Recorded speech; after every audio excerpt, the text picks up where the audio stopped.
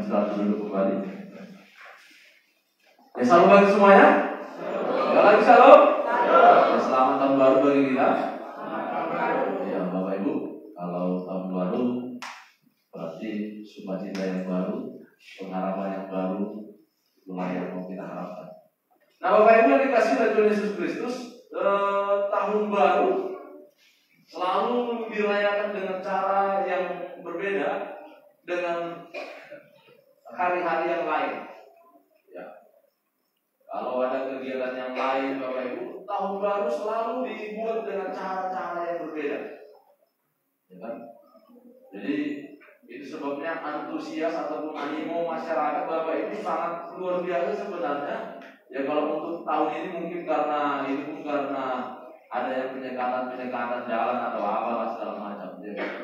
Tetapi biasanya kalau tahun baru itu Bapak Ibu, kami pernah Bapak Ibu waktu kami main di Kampung Baru, ya sekitar 4 atau 5 tahun yang lalu, ya kan? Kami lewat dari kota itu, dari lapangan Merdeka itu, Bapak Ibu depan kantor pos, mau lewat dari situ aja 2 jam. Luar biasa gitu. Nah, apa yang mau saya katakan Bapak Ibu, bahwa ternyata semangat ataupun antusias masyarakat Bapak Ibu yang disebutnya namanya tahun baru itu begitu bergembira, begitu bergelora Bapak Ibu. Pertanyaannya kenapa begitu? Ya. Bahkan kalau kita lihat di mal-mal itu Bapak Ibu, wah luar biasa. Nah, bukan hanya pernak-perniknya, jualan pun kena diskon, ya kan? 70 plus 20% katanya. Tak dari mana lah cara mau bagi-bagi itu, aku nggak tahu, ya kan? Udah kena diskon dia, 70% kena diskon, plus lagi 20%. Nah, Bapak Ibu, sekali lagi, ya, kenapa begitu orang berantusias? Kenapa orang begitu bersemangat, Bapak Ibu, untuk boleh merayakannya? Orang pulang kampung, ya kan? Yang di sini berarti nggak pulang kampung lagi, kira-kira gitu aja nih. Nah, karena biasanya Bapak Ibu sepi ya ini, ya berarti nggak pulang kampung sama lagi dah, kan kira-kira gitu. Nah, pertanyaannya kembali lagi Bapak Ibu, kenapa orang begitu antusias? Karena Bapak Ibu biasanya orang ketika menyebutkan tahun baru, dia menggantungkan adanya harapan yang baru di sini. Adanya semangat yang baru, itulah yang mau digantungkannya. Sehingga orang begitu bersemangat Bapak Ibu dalam menjalani tahun baru ini. Untuk itu, ya, di dalam menjalani tahun yang baru ini Bapak Ibu, firman Tuhan mau meneguhkan dan menguatkan kita. Mari kita buka Alkitab kita dari kitab Pengkhotbah 3 ayat 1 sampai dengan ayat yang ke-13. Pengkhotbah 3 ayat 1 sampai dengan ayat yang ke-13. Kita baca firman Tuhan ini Bapak Ibu secara berganti-gantian. Ya. Pengkhotbah 3 ayat 1 sampai dengan ayat yang ke-13. Jika sudah kita baca secara silih berganti, demikian firman Tuhan. Untuk segala sesuatu ada masanya, untuk apapun di bawah langit, mengalami pekerjaan yang dilakukan Allah dari awal sampai akhir.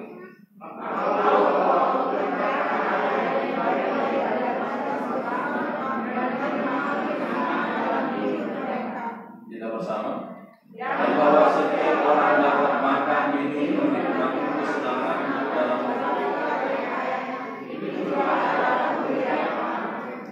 amin. Ya Bapak Ibu dikasih oleh Tuhan Yesus Kristus untuk mengawali tahun 2022 ini. Firman Tuhan ini menjadi sebuah landasan pemahaman bagi kita untuk menjalani kehidupan kita pada tahun 2022. Ya. Alkitab kita Bapak Ibu di sini mencatatkan dengan jelas sekali bahwa ada masanya segala sesuatu. Ya. Ada masanya. Kalau Bapak Ibu dalam keadaan rugi pada saat ini, Alkitab kita mencatatkan bahwa memang ada waktunya untuk rugi gitu. Ketika engkau dalam keadaan sedih atau dibuat orang sedih, Alkitab kita mencatatkan bahwa memang ada waktunya untuk itu. Ya. Ketika engkau menghadapi kesedihan, engkau didera oleh berbagai macam persoalan, baik orang-orang yang berada di sekitarmu melakukan itu, Alkitab kita mencatatkan Bapak Ibu ada waktunya memang untuk itu.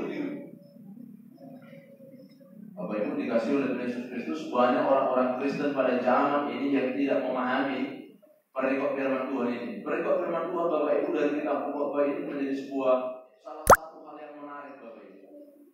Ya. Kalau kita baca Bapak Ibu, dan saya berharap Bapak Ibu bacalah perikop Khotbah ini. Jadi sangat menarik, ini sangat betul-betul menyentuh sebenarnya apa yang dikerjakan oleh anak-anak manusia yang ada dalam dunia ini. Apapun yang Bapak Ibu lakukan sebenarnya adalah sebuah kesia-siaan. Itu menurut catatan Khotbah secara garis besarnya. Ya. Banyak orang Bapak Ibu yang melakukan pekerjaannya yang ini dan itu Bapak Ibu yang boleh tinggalkan itu semua. Apa capek-capek? Kerja kita Bapak Ibu, ya kan? Siang malam ke siang. Kalau Tuhan panggil, datang kemari, bertanya. Tinggal itu semua, gak bisa ngelak. Lalu untuk apa meraih semuanya itu kalau memang itu harus ditinggalkan? Inilah yang dicatatkan oleh kitab Khotbah. Segala sesuatunya tinggalnya semua. Berdebat pun kau, marah-marah pun kau, sakit hati pun kau tinggalkan itu. Gak suka pun yang udah pokoknya harus kayak gini lah. Oh ya kan? Tinggal juga ini semua. Lalu mau ngapain dalam hidup dalam dunia ini Bapak Ibu? Inilah secara garis besar Bapak Ibu yang dicatatkan dalam kitab Khotbah. Sebab itu Khotbah berkata bahwa segala sesuatu yang dilakukan oleh manusia ibarat menjaring angin. Kalau Bapak Ibu ada orang menjaring ikan yang ada, burung deke yang ada. Khotbah berkata Bapak Ibu apa yang dilakukan oleh manusia itu ibarat menjaring angin. Tangkaplah angin ini. Mau kau apain? Pakai jari menangkapnya ya. Mau kau apain? Kau berharap orang ini harus begini. Kalau nggak kayak gitu, kau sakit hati. Rupanya kalau kayak gitu, kau tinggal juga ya semuanya ini. Kau ditinggalkan juga ya semuanya itu Bapak Ibu. Inilah yang dikatakan dan dicatatkan oleh kitab Khotbah Bapak Ibu bahwa memang benarlah segala sesuatu itu sia-sia. Lalu sebenarnya loh, kalau memang kayak gitu, mau ngapain lagi? Kan begitu. Ya kalau memang sia-sia, ngapain lagi orang bekerja keras? Kalau sia-sia, ngapain lagi orang datang? Bapak Ibu termasuk yang beribadah ini pun, Alkitab kita berkata sia-sia semua. Kau datang ke rumah Tuhan pun sia-sia. Kau datang memuji Tuhan pun sia-sia, katanya. Tapi Bapak Ibu jangan berhenti pada situ saja. Masih ada lanjutannya. Masih bersambung dia. Ya kan? Kalau nggak bersambung nanti jadi fatal nanti akibatnya. Sudah berbahaya pendeta supaya nggak ada gunanya datang-datangnya ke gereja. Karena kalau nggak didengarkannya sambungannya, kan kayak gitu. Bapak Ibu dikasih oleh Yesus Kristus, saya ingin percaya bahwa Alkitab kita yang kita imani dan kita percayai dengan jelas berkata, berbahagialah orang yang mendengarkan firman Tuhan serta yang melakukan firman Tuhan itu dalam kehidupan sehari-hari. Amin. Ternyata cukup sederhana ya Bapak Ibu kalau mau berbahagia. Hanya cukup lakukan, hanya cukup dengarkan firman Tuhan, lakukan. Gak banyak-banyak, nggak harus dibikin ini, harus bikin gini, harus bikin gitu, ya kan? Kalau rumah tangga kita mau bahagia, kita harus bikin begini katanya Bapak Ibu. Saya mau katakan nggak ada itu gitu. Kalau mau bahagia Bapak Ibu harus kerja katanya Bapak Ibu. Tengok siapa yang kerja bahagia apa enggak? Kalau mau bahagia aku kerja maunya jadi PNS katanya. Tengoklah bahagia apa enggak? Kadang-kadang sampai lupa pun dia jam berapa dia pulang. Saking banyaknya kerja. Iya kan? Orang beranggapan Bapak Ibu bahwa dengan bekerja ya kan dia akan berbahagia. Apakah dia bahagia harus berpisah dengan keluarganya? Inilah yang mau dicatatkan oleh kitab Khotbah ini Bapak Ibu, bahwa ternyata semuanya sia-sia. Ya. Kau bekerja, kau tinggalkan keluargamu, Kau berharap Bapak Ibu dengan pekerjaanmu itu kau akan dapat kebahagiaan. Ternyata tidak. Kau berharap dengan melakukan pekerjaanmu ini dan itu Bapak Ibu, kita berharap akan bahagia. Ternyata tidak. Inilah yang dicatatkan sekali lagi Bapak Ibu. Inilah yang dicatatkan oleh kitab Pengkhotbah. Itu sebabnya dia berkata bahwa segala sesuatunya itu adalah sia-sia. Lalu mereka firman Tuhan kita berkata dan menegaskan kembali, segala sesuatu ada waktunya. Ya. Untuk apapun yang ada di bawah langit ini ada waktunya. Ada waktu untuk lahir, ada waktunya untuk meninggal, ada waktunya untuk menanam, ada waktu untuk menangis, ada waktu untuk tertawa, ada waktu untuk meratap, ada waktu untuk menari. Dan ternyata Bapak Ibu, ada waktunya untuk membiarkan kita rugi. Banyak orang yang gak siap dengan ini Bapak Ibu. Dia punya untung aja, ya kan? Gak mau dia rugi, padahal kita jelas dalam berkata Bapak Ibu bahwa segala sesuatu ada waktunya. Bahkan rugi pun itu ada waktunya. Gitu. Nah, lalu saya mau kaitkan Bapak Ibu dengan firman Tuhan yang saya katakan tadi. Yang berbahagia adalah mereka yang mendengarkan firman Tuhan. Kalau engkau sudah tahu bahwa segala sesuatu dalam dunia ini ada waktunya. Ada waktunya untuk kita menangis, ada waktunya untuk kita tertawa, ada waktunya untuk kita bekerja, ada waktunya untuk kita bersedih. Lalu dalam menjalani hidup ini kita sudah tahu itu Bapak Ibu. Tidak pala galau-galau kali ini kan. Ibarat Bapak Ibu, saya masih ingat betul. Di sini saya perhatikan yang belum menikah, pernah putus sama pacarnya? Jangan ada dusta di antara kita, ya kan? Masih agak apa? Mana ya? Putus namanya apa enggak ya? Ya kan? Ini tahun baru, masa dimulai dengan hal-hal yang enggak jujur ya kan? Nanti berdoakan supaya putus betulan baru. Ya kan? Apa yang mau saya katakan Bapak Ibu? Bahwa ternyata saya masih ingat betul Bapak Ibu, ketika saya putus pacaran pertama kali, tak bisa tidur Bapak Ibu. Iya kan? Gelisah, resah dan gelisah, iya kan? Tapi yang pertama Bapak Ibu, yang kedua dan yang ketiga udah biasa aja itu. Ada yang lain lagi. Padahal itu, iya kan? Karena apa? Karena saya sudah melaluinya gitu loh. Saya sudah mengetahuinya yang terjadi. Nah Bapak Ibu, yang mau saya katakan sekali lagi, ketika engkau dalam keadaan sedih, ketika engkau disakiti, itu kan udah biasa-biasa aja. Kita juga berkata segala sesuatu ada waktunya gitu loh. Jadi jangan baper-baper kali gitu loh maksudku, ya kan?